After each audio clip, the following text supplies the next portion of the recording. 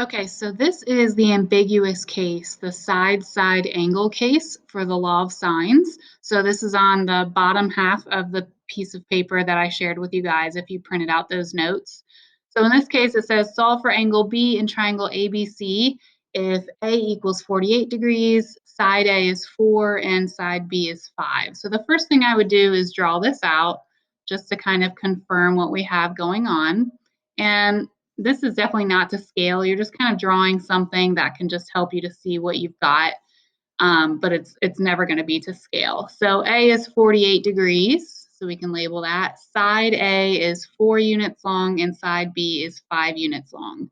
So we can see here, based on this information, we have an angle, side, and side, and that angle is not between the two sides. So angle, side, side, or we write it side, side, angle. This is what we call the ambiguous case, and I'm going to explain why here in just a minute. But we are solving for angle B, so this angle here. So based on that, how we would set this up is we would say the sine of 48 degrees over 4, since this is angle A and side A. And luckily, we're solving for angle B, so the sine of B, and we have side B, so we have the 5 there. So we're solving for B, so we're going to have to do a couple of extra steps here that we didn't have to do when we were solving for a side, but we do have to when we are solving for an angle. So again, we know cross products are equal, so 5 times the sine of 48 equals 4 times the sine of B. So we're going to divide both sides by 4 to get the sine of B isolated. So the sine of B equals 5 times the sine of 48 over 4. And then to get B isolated, this is where we have to take inverse sine, right? So we're going to take the inverse sine of the right side so we can take the inverse sine of the left side. So that means B equals the inverse sine of 5 sine 48 divided by 4. And in this case, you're going to take the inverse sine. This is going to be a decimal, so you take the inverse sine of it, making sure, again, that you're in degree mode. And let's see, I get 68.3 degrees. Okay, so this angle we get is 68.3 degrees. But there's something that is important to think about here.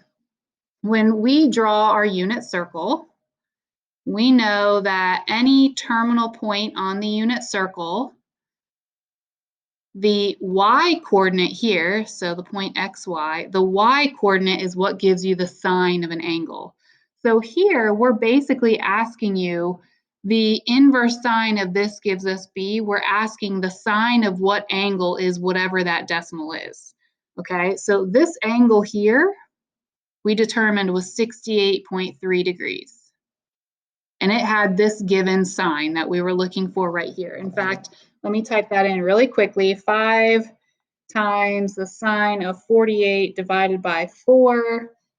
That was 0.929. So really right here, what we were doing was we were taking the inverse sine of 0.929. So what I'm saying here is this y value is 0.929. But you have to remember that this isn't the only angle that would have that y coordinate or that sine.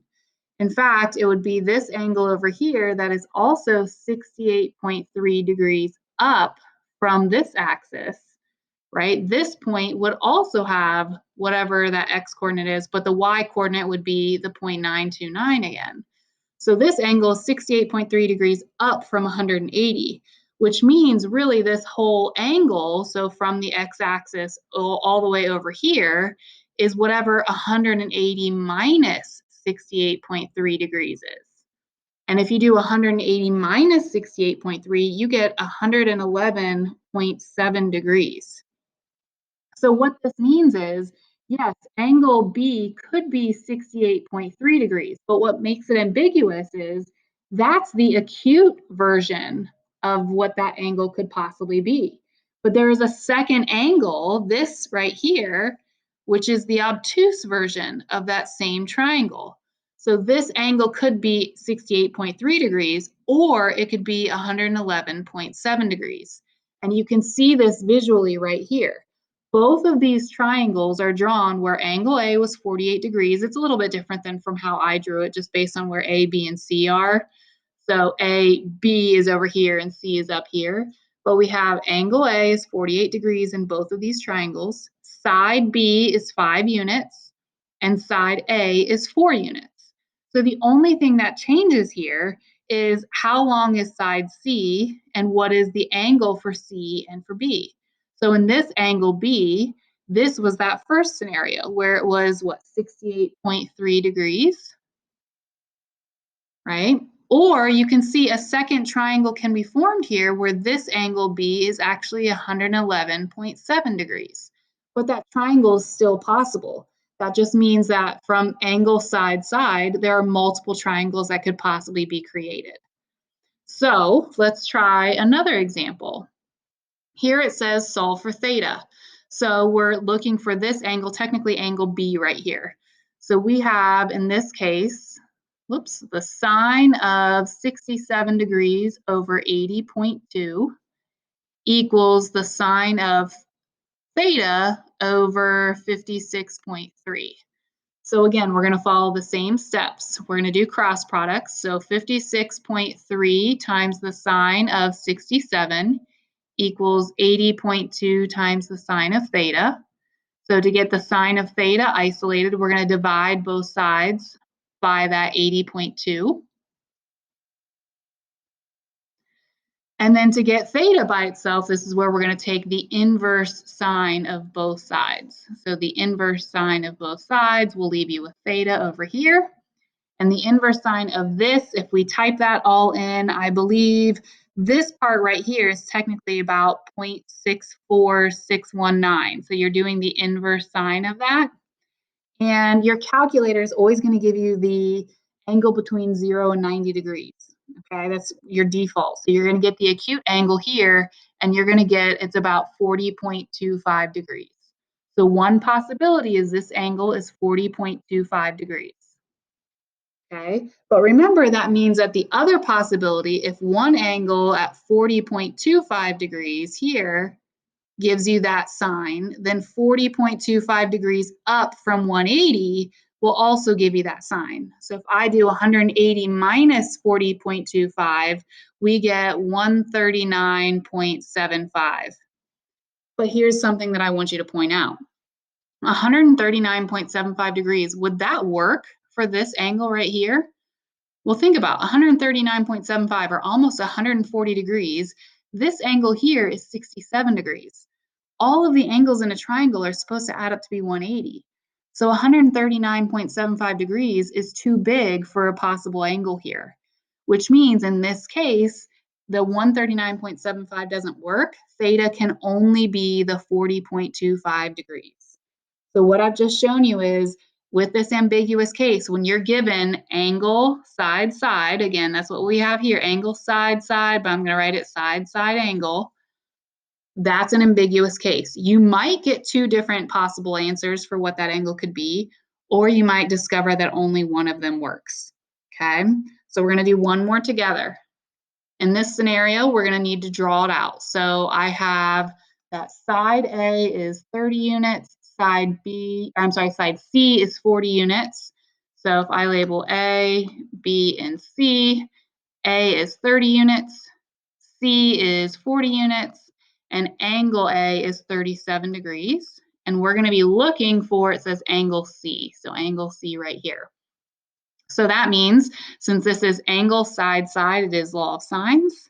So I can see the sine of 37 over 30 equals the sine of C over 40. And we're looking for that angle C. So cross products tell me 40 times the sine of 37 equals 30 times the sine of C. Dividing both sides by 30, we get that 40 times the sine of 37 over 30 equals the sine of C. So to get C by itself, this is where we're going to take the inverse sine of both sides. So C equals the inverse sine of 40 times the sine of 37 over 30. And in this case, C equals, if you type that in your calculator, I get 53.36 degrees. So that's one possibility is 53.36 degrees. And that means there could be a second angle possibility. We're just going to test it by doing 180 minus 53.36, right? Because we know that that happens. This is 53.36 degrees. So this angle that has the same y coordinate as this point is 53.36 degrees less than 180. So when I take that away, I get 126.64 degrees.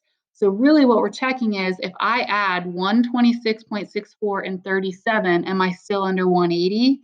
And in this case, I am. So that means this could be the measure of angle C, 126.64 or 53.36. So this is a situation where you have two possible answers, two possible triangles. And if I asked you to solve both triangles, you would have to find both, meaning there's two different possibilities for angle C. So there's two different possibilities for angle B and two different possibilities for side B. So this is what we call the ambiguous case. This is the only situation where the law of sines gets a little bit trickier, but hopefully this makes a little bit more sense to you guys. I'll put some extra practice up on Schoology for those of you that want to give it a shot, but there's also practice on Khan Academy, and then you have an escape room to do after all of this. The nice thing about Khan Academy is it's going to be really specific. It's going to say to give either the acute angle or it's going to ask for the obtuse angle. So it's going to tell you specifically what it's looking for, and you know how to find both of those now. So good luck, and let me know if you have any questions.